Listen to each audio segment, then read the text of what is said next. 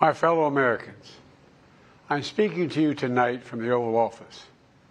Before I begin, let me speak to important news from earlier today. After 8 months of nonstop negotiation, by my administration, a ceasefire and a hostage deal has been reached by Israel and Hamas, the elements of which I laid out in great detail in May of this year.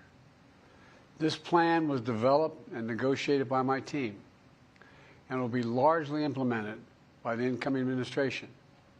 That's why I told my team to keep the incoming administration fully informed, because that's how it should be, working together as Americans. This will be my final address to you from the American people from the Oval Office, from this desk as president. And I've been thinking a lot about who we are, and maybe more importantly, who we should be. Long ago in New York Harbor, an iron worker installed beam after beam, day after day. He was joined by steel workers, stonemasons, engineers. They built not just a single structure, but a beacon of freedom. The very idea of America was so big, we felt the entire world needed to see. The Statue of Liberty, a gift from France after our Civil War. Like the very idea of America, it was built not by one person, but by many people, from every background and from around the world. Like America, the Statue of Liberty is not standing still. Her foot literally steps forward atop a broken chain of human bondage. She's on the march, and she literally moves. She was built to sway back and forth to withstand the fury of stormy weather, to stand the test of time because storms are always coming. She sways a few inches, but she never falls into the current below. An engineering marvel. The Statue of Liberty is also an enduring symbol of the soul of our nation. A soul shaped by forces that bring us together and by forces that pull us apart. And yet through good times and tough times, we've withstood it all. A nation of pioneers and explorers, of dreamers and doers, of ancestors native to this land, of ancestors who came by force, a nation of immigrants who came to build a better life, a nation holding the torch of the most powerful idea ever in the history of the world, that all of us are created equal, that all of us deserve to be treated with dignity, justice, and fairness, that democracy must defend and be defined and be imposed, moved in every way possible. Our rights, our freedoms, our dreams. But we know the idea of America, our institution, our people, our values that uphold it are constantly being tested. Ongoing debates about power and the exercise of power. But whether we lead by the example of our power or the power of our example. Whether we show the courage to stand up to the abuse of power or we yield to it. After 50 years at the center of all of this, I know that believing in the idea of America means respecting the institutions that govern a free society. The presidency, the Congress, the courts, a free and independent press. Institutions that are rooted they just might not reflect the timeless words, but they echo the words of the Declaration of Independence. We hold these truths to be self-evident. Rooted in the timeless words of the Constitution, we the people. Our system of separation of powers, checks and balances. It may not be perfect, but it's maintained our democracy for nearly 250 years. Longer than any other nation in history that's ever tried such a bold experiment. In the past 4 years, our democracy has held strong. And every day I've kept my commitment to be president for all Americans through one of the toughest periods in our nation's history. I've had a great partner in Vice President Kamala Harris. It's been the honor of my life to see the resilience of essential workers getting us through a once-in-a-century pandemic. The heroism of service members and first responders keeping us safe. The determination of advocates standing up for our rights and our freedoms, instead of losing their jobs to an economic crisis that we inherited. Millions of Americans now have the dignity of work. Millions of entrepreneurs and companies creating new businesses and industries, hiring American workers, using American products. And together, we've launched a new era of American possibilities. One of the greatest modernizations of infrastructure in our entire history, from new roads, bridges, clean water, affordable high-speed internet for every American. We invented the semiconductor, smaller than the tip of my little finger, and now is bringing those chip factories and those jobs back to America where they belong, creating thousands of jobs. Finally, giving Medicare the power to negotiate lower prescription drug prices for millions of seniors. And finally, doing something to protect our children and our families by passing the most significant gun safety law in 30 years and bringing violent crime to a 50-year low, meeting our sacred obligation to over 1 million veterans so far who are exposed to toxic materials, and to their families, providing medical care and education benefits and more for their families. You know, it will take time to feel the full impact of all we've done together. But the seeds are planted, and they'll grow and they'll bloom for decades to come. At home, we've created nearly 17 million new jobs, more than any other single administration, a single term. More people have health care than ever before. And overseas, we've strengthened NATO. Ukraine is still free. And we pulled ahead of our competition with China. And so much more. I'm so proud of how much we've accomplished together for the American people. And I wish the incoming administration success, because I want America to succeed. That's why I've upheld my duty to ensure a peaceful and orderly transition of power, to ensure we lead by the power of our example. I have no doubt that America is in a position to continue to succeed. That's why my farewell address tonight, I want to warn the country of some things that give me great concern. This is a dangerous and that's a dangerous concentration of power in the hands of a very few ultra-wealthy people. And the dangerous consequences if their abuse of power is left unchecked. Today, an oligarchy is taking shape in America of extreme wealth, power, and influence that literally threatens our entire democracy, our basic rights and freedoms, and a fair shot for everyone to get ahead. We see the consequences all across America, and we've seen it before. More than a century ago, but the American people stood up to the robber barons back then and busted the trusts. They didn't punish the wealthy.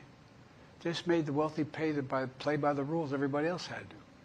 Workers want rights to earn their fair share. You know, they were dealt into the deal, and it helped put us on a path to building the largest middle class, the most prosperous century any nation in the world has ever seen. And we've got to do that again. In the last 4 years, that is exactly what we've done. People should be able to make as much as they can, but play by the same rules. Pay their fair share of taxes. So much is at stake. Right now, the existential threat of climate change has never been clearer.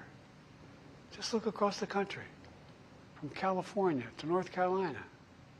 That's why I signed the most significant climate and clean energy law ever in the history of the world, and the rest of the world is trying to model it now. It's working, creating jobs and industries of the future. Now, we've proven we don't have to choose between protecting the environment and growing the economy. We're doing both. The powerful forces want to wield their unchecked influence to eliminate the steps we've taken to tackle the climate crisis, to serve their own interest for power and profit. We must not be bullied into sacrificing the future of our children and our grandchildren. We must keep pushing forward and push faster. There's no time to waste. It's also clear that American leadership in technology is unparalleled, an unparalleled source of innovation that can transform lives. We see the same dangers of the concentration of technology, power, and wealth. You know, his farewell address, President Eisenhower spoke of the dangers of the military-industrial complex. He warned us then about, and I quote, the potential for the disastrous rise of misplaced power, end of quote. 6 decades later, I'm equally concerned about the potential rise of a tech-industrial complex that could pose real dangers for our country as well. Americans are being buried under an avalanche of misinformation and disinformation, enabling the abuse of power. The free press is crumbling. Editors are disappearing. Social media is giving up on fact-checking. The truth is smothered by lies told for power and for profit. We must hold the social platforms accountable to protect our children, our families, and our very democracy from the abuse of power. Meanwhile, artificial intelligence is the most consequential technology of our time, perhaps of all time. Nothing offers more profound possibilities and risks for our economy and our security, our society, for humanity. Artificial intelligence even has the potential to help us answer my call to end cancer as we know it. But unless safeguards are in place, AI could spawn new threats to our rights, our way of life, to our privacy, how we work, and how we protect our nation. We must make sure AI is safe and trustworthy and good for all humankind.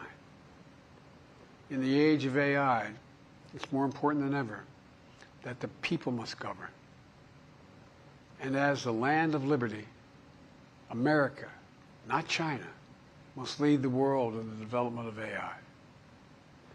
You know, in the years ahead, it's going to be up to the president, the presidency, the Congress, the courts, the free press, and the American people to confront these powerful forces. We must reform the tax code, not by giving the biggest tax cuts to billionaires, but by making them begin to pay their fair share. We need to get dark money. That's that hidden funding behind too many campaigns contributions. We need to get it out of our politics. We need to enact an 18-year time limit, time and term, for the strongest ethics reforms for our Supreme Court. We need to ban members of Congress from trading stock while they're in the Congress. We need to amend the Constitution to make clear that no president is immune from crimes that he or she commits while in office. The president's power is not limited.